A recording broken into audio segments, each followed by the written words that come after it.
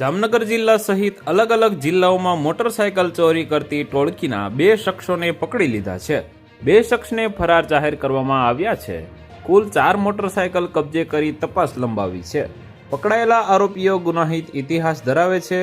Jamnagar SP doctor રવિ મોહન સૈની દ્વારા મિલકત સંબંધિત ચોરીના ગુનાઓ શોધી કાઢવા જરૂરી સૂચના કરતા મદદનીશ પોલીસ અધિક્ષક પ્રતિભાના માર્ગદર્શન હેઠળ જામજોધપુરના પીઆઈ એસ રવારી અને સ્ટાફ દ્વારા આ દિશામાં કાર્યવાહી હાથ ધરવામાં આવી હતી, જે અંતર્ગત સ્ટાફના ધર્મેન્દ્રસિંહ, વલ્લભભાઈ, પ્રકાશભાઈ સહિતનો સ્ટાફ પેટ્રોલિંગમાં હતો ત્યારે સંયુક્ત બાતમીના આધારે ગોંડલના કારચિયા ગામના વિજય ઉર્ફે ડિગ્રી કાનજી સાડમિયા અને અમરેલીના વડિયા તાલુકાના સનાળી ગામના રામકુ ઉર્ફે રામકો કાળુ વાઘેલા આ બંનેને પકડી લીધા હતા। તો વધુ માહિતી મેળવવા માટે ચેનલ સાથે જોડાયેલા રહો। વિડીયો પસંદ આવે તો લાઈક કરી દેજો, ચેનલમાં નવા છો તો સબસ્ક્રાઇબ કરી દેજો।